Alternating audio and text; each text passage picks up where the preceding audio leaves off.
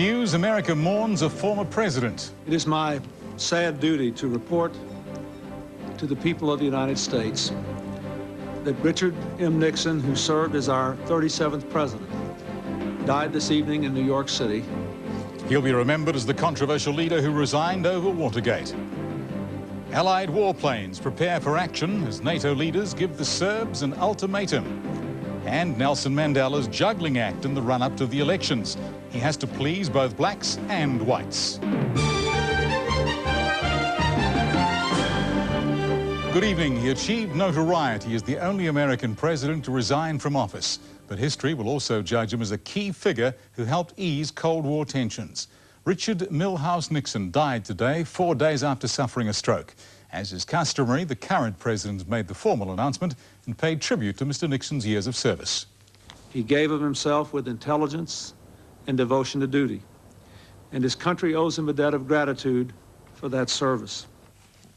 Richard Nixon was the 37th American president, but after months of public pressure over Watergate, he resigned during his second term in 1974. Nick McCallum reports on a controversial leader.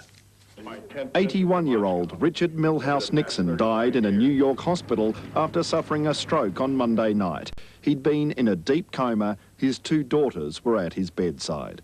The most controversial career in modern American politics began in Congress in 1945. From 1952, Nixon was vice president to Dwight Eisenhower. He lost the 1960 presidential campaign to the much more charismatic John Kennedy, and 2 years later quit politics after losing the race for Californian governor. You, Richard Milhous Nixon.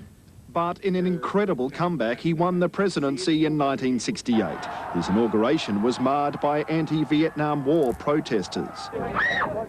His administration by constant claims of bugging of officials and dirty tricks against adversaries. Then in 1972, 5 workers for the re-elect Nixon campaign were caught breaking into Democratic Party headquarters in the now infamous Watergate complex. As investigations claimed the scalps of his top aides, Nixon still maintained his innocence. That I welcome this kind of examination because people have got to know whether or not their president is a crook. Well, I'm not a crook. But facing impeachment, he was forced to admit defeat in 1974. I shall resign the presidency effective at noon tomorrow. Nixon left the White House in disgrace, but ever resilient, became an elder statesman. In a late-night news conference, an emotional Bill Clinton said even he, an ideological opponent, cherished Nixon's advice. We talked frequently on the phone. I sought his advice about a number of issues in foreign policy, and we talked quite a lot about Russia. Nixon's greatest presidential achievements, reopening relationships with communist China and signing the first arms treaties with the Soviets. The country owes him a great debt of gratitude. And Nixon's epitaph, nothing better than his own words after he lost that 1962 governor's election. As I leave you, I want you to know, just think how much you're going to be missing. You don't have Nixon to kick around anymore. Nick McCallum, One Network News, Los Angeles. The Western Allies are on the brink tonight of intervening directly in the war in Bosnia. NATO warplanes are ready to strike at Serb forces if they don't withdraw from Gorazde by midday tomorrow, New Zealand time. And NATO leaders have authorized immediate airstrikes to protect any other UN safe havens from attack. After more than 3 weeks of the Serb offensive, time and patience ran out. NATO finally threatening the deadliest use of force in the alliance's 45-year history. Nobody should doubt the resolve of this alliance to protect Gorazde against attacks by a determined party that believes mistakenly that it can ignore the international community. The ultimatum came after another day of Serb shelling of Gorazde. The town's only hospital and the UN building were again hit as the Bosnian Serb army continues to pursue its apparent aim of seizing the eastern half of the city on this side of the River Drina. More than 530 people have died since the battle for Gorazde began on March the 29th. All efforts to stop it have failed. This time, it seems, the West means business. The Bosnian Serbs should not doubt NATO's willingness to act. We are determined to save innocent lives, to raise the price for aggression, and to help bring the parties back to a negotiated settlement. We don't intend to be sucked into a war, but we do believe this effort is necessary. But launching airstrikes is fraught with danger. It may be no easy task locating heavy weapons, which are highly mobile and can be hidden from overflying aircraft. And there is the risk of incurring civilian casualties. The NATO ultimatum has drawn a mixed response from the Serbs. On the one hand, they've agreed to a ceasefire. They say they'll pull back from Gorazde and allow UN medical teams into the town. But there's been no let-up in the shelling. UN officials in Gorazde describe conditions as a living hell, where only the dead are lucky. The view of Gorazde from Serb positions to the north. The Serbs tonight have intensified their shelling of the town. Their infantry has got to within 200 meters of one of the bridges over the River Drina. That is since the ultimatum, which hasn't stopped them yet. The UN's hopes of saving the town had rested with the dispatch yesterday of a mixed force of 141 British, French, Ukrainian and Norwegian troops. They were blocked on Serbian territory, and for a while tonight the Serbs refused to let them withdraw.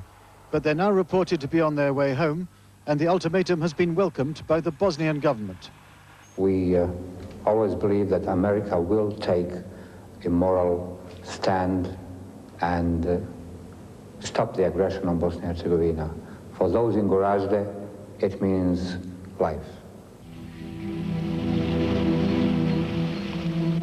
Against this, the Serbs are mounting a propaganda campaign, at least for the consumption of their own people. Last night's documentary on Pale television was all about gallant Serbs against fanatical Muslims.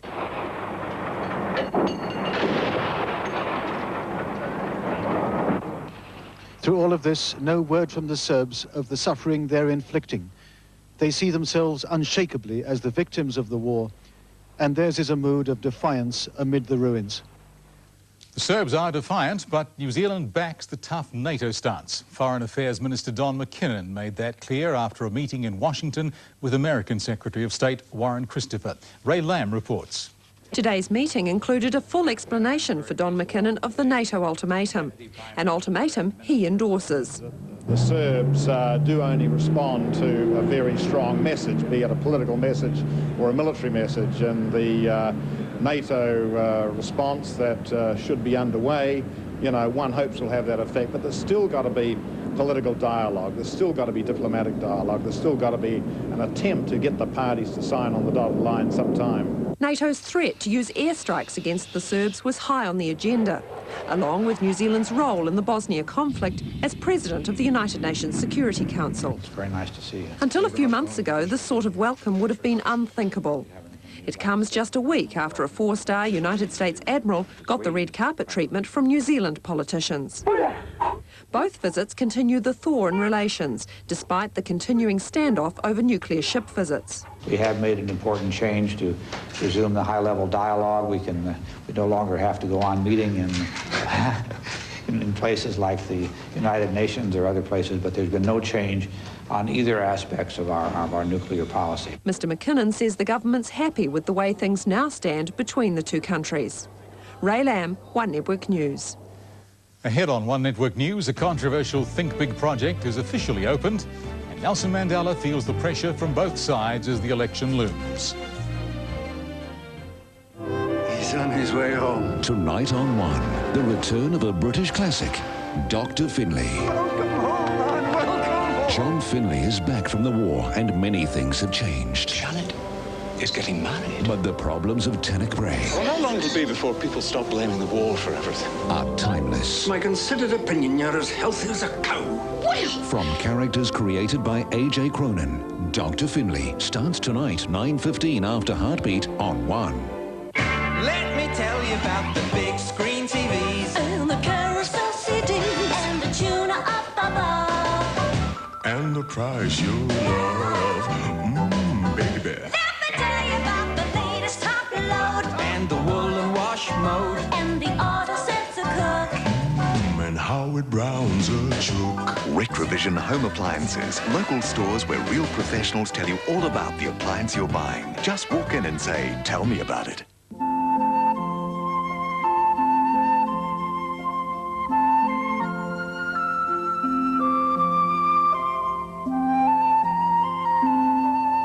Good night, New Zealand, from Sealy. Install a ream, for the hottest of hot water you've ever seen. Ream comes on steady, hot and strong. Install a ream, install a ream, install a ream. If you're home alone, common sense is your best defence. Never open the door until you know who's there. Check from a nearby window, use a peephole or a strong, well-anchored chain. If in doubt, keep them out.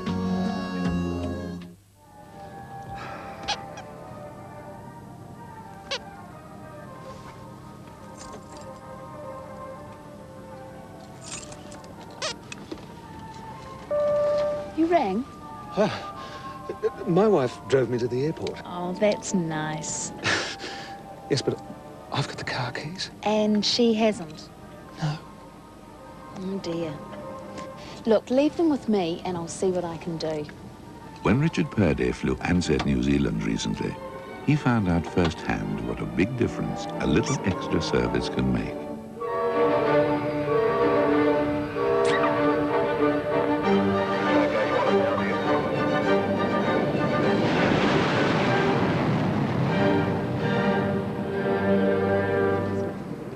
Any luck with the keys? Not a problem. I gave them to the pilot and he threw them out the window. 3 heads are better than 2. So how can you tell if a new video has at least 3 heads? Just remember these 3 things. Mitsubishi Black Diamond.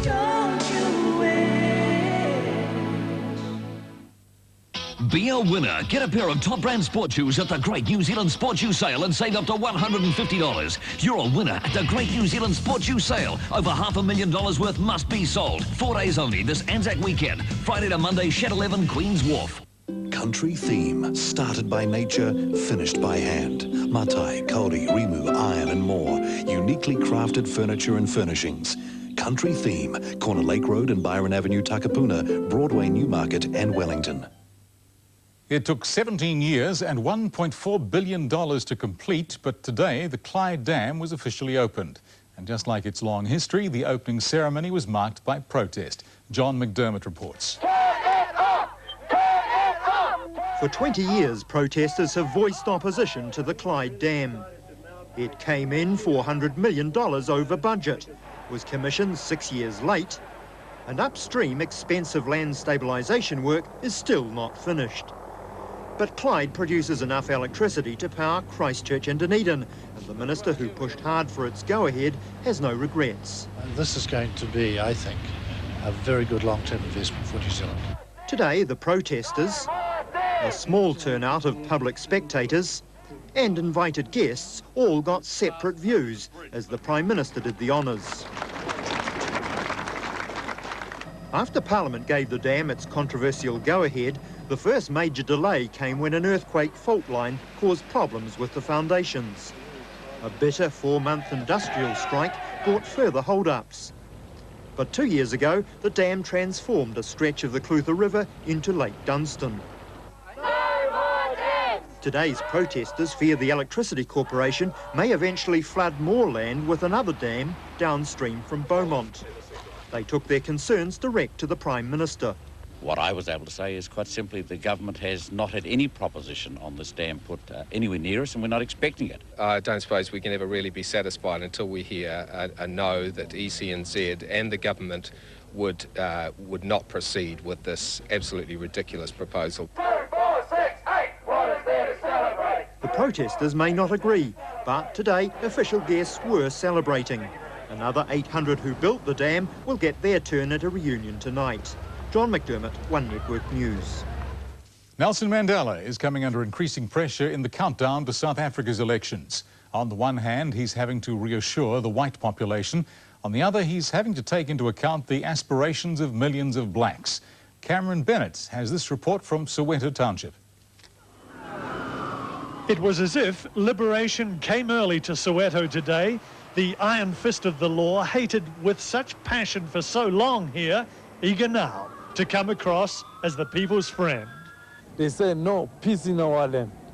Soweto's seating population the size of New Zealand's, this is ANC heartland. In the makeshift shebeens, there's talk of little else than the election, of a better deal, and the sheer headiness of having the right to vote. But as long we're free to vote, it's the first time we're going to vote now in our land. While Nelson Mandela worked to reassure investors of a safe future on the Johannesburg Stock Exchange today, he's also under enormous pressure to deliver to his own vast, frustrated constituency.